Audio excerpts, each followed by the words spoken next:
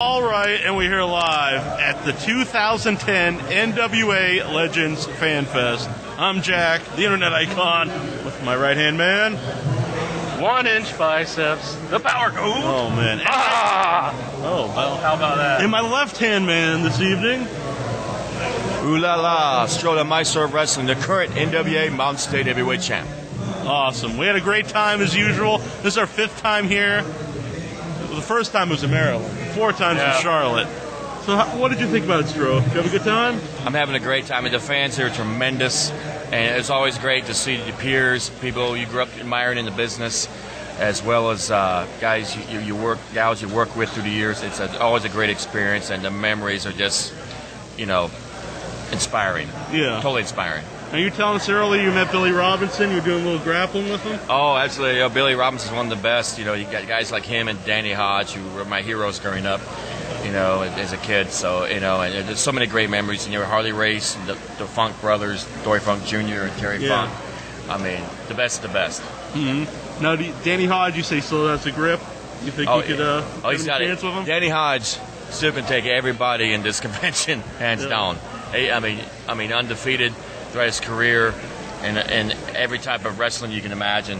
So, and I remember Dan Gable telling stories about Danny Hodge before I even, broke in pro wrestling, and to see him and see him be inducted into the Hall of Heroes this weekend at NWA Legends Fanfest, it really hit home, and something I'll never forget. Yeah, we'll talk more about the Hall of Heroes, but that's always a highlight every year.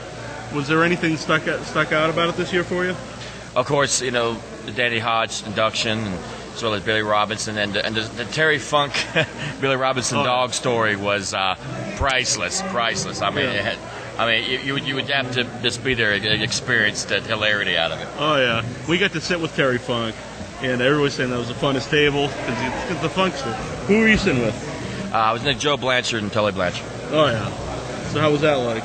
Oh, good experience, and Joe told some good stories about. And back in the days, him promoting down in Texas and everything, and it was great seeing him getting the accolades for being one of the true stand-up guys in the business at the time. Yeah, he's definitely got, it's before my day, so I don't know a lot about him. Yeah. He's probably before your day, too? Oh, absolutely. Yeah. Absolutely, but, back, being the grandnephew of the original Gorgeous George years ago, you can appreciate the history and, a lot of these guys, that were in the same era, so. If he was still around, do you think this is something he would enjoy? Oh, absolutely. Back in his Gorgeous George was wrestling, so anything affiliated with wrestling, he would definitely enjoy and appreciate. Yeah. Do you still have any his robes or anything?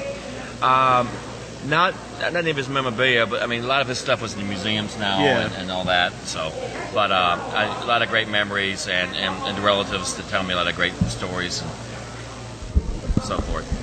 Stro's mic's falling down here. No, there we go. It's very intimidating because he's a big man. Yeah. Speaking of memorabilia, do you collect anything yourself? Oh, absolutely. I collect stuff all the time. I get it from my grandmother. She always collects quilts and even picks up rocks in the road when she was alive. Bless her heart. So I got that trait from her. Yeah. Is there any one story you'd like to tell everybody from this weekend? Well, there's this one story actually that Roddy Piper told me several years back, and it's a true story. Yeah. He swears up and down, and I hear Piper say it was incredibly hilarious. Back in 1975, they would make this cat called Matman, who dressed up like Batman, but due to DC comic book copyrights, they call him Matman, but in the Batman outfit, right? Well, the deal was, for his debut, Amadrill does his interview with the ring announcer, who was the main rule breaker at the time in the territory, and Matman jumps on top of the table like a superhero and says, "I'm Matman," right? But keep in mind, this is 1975, and if you screw up on TV, so be it. Let the chips fall when they may. There's no editing, right? So we started TV. Armadillo does his interview with the commentator.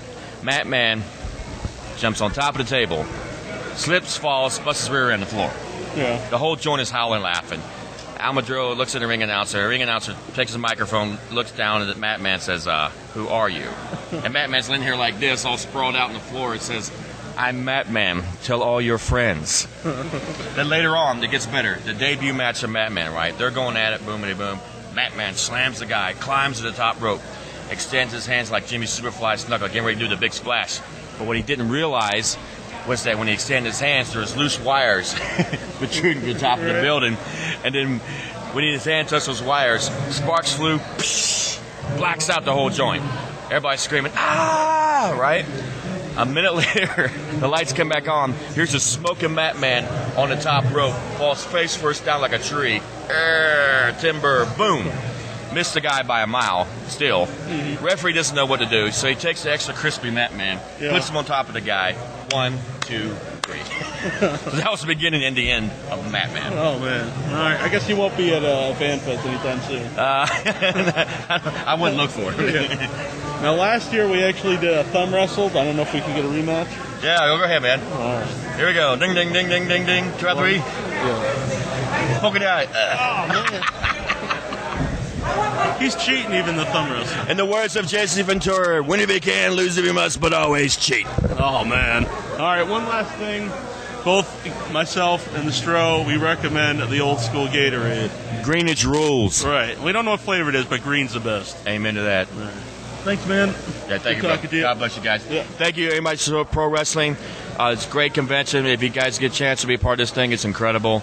Once a year, Greg Price's outstanding job. Thank you guys so much. God bless you all for supporting pro wrestling itself. God bless you. Thank you, Maestro. Once again with the Stro. He's got an important challenge to make. Yes, I do. Currently, I am the NWA Mountain State Heavyweight Champion. 4 times, mind you. First ever.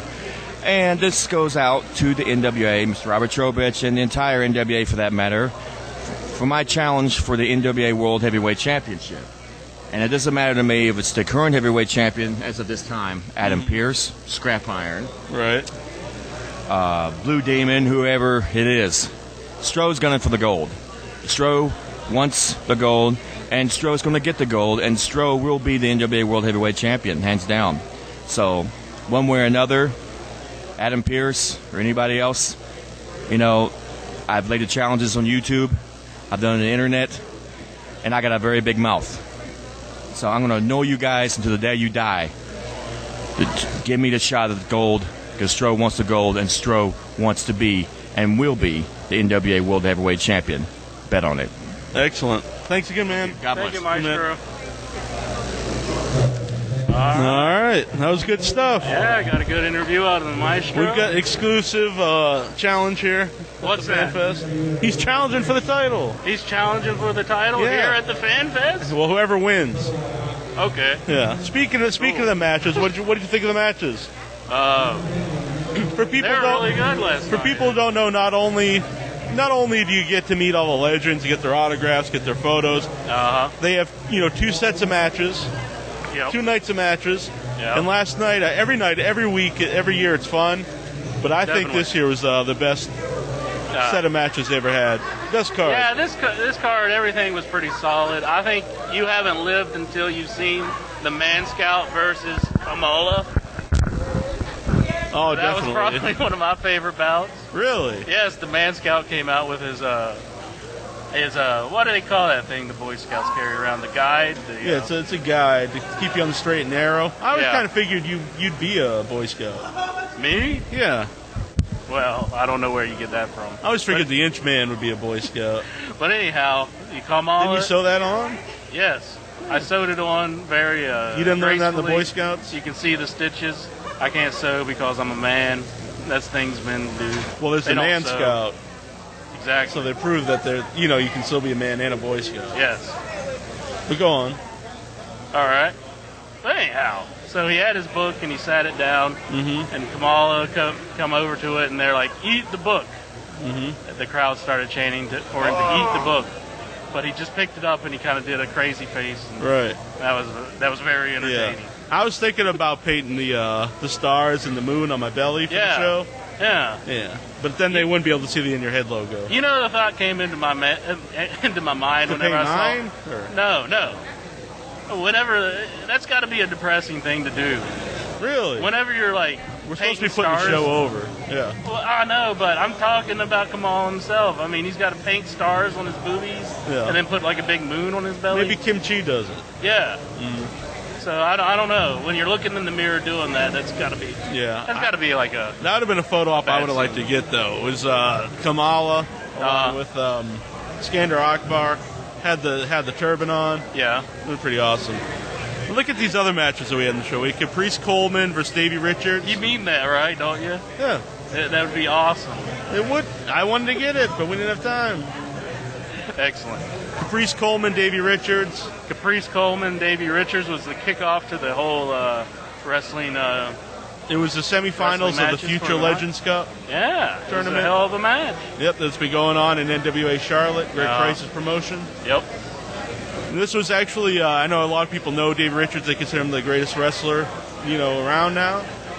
And this is the first time I get to see him live. Jim Cornette really put him over at the Hall of Heroes. And the guy was awesome. Yeah, he was really good. I enjoyed the bouts. It was good stuff. You could see a lot of the different wrestlers in him. You could tell that he's a guy who studied wrestling, likes the guys from the past. He kind of moves around like Low Key. There's a Dynamite Kid in there, Benoit. Hellacious kicks. Oh, yeah.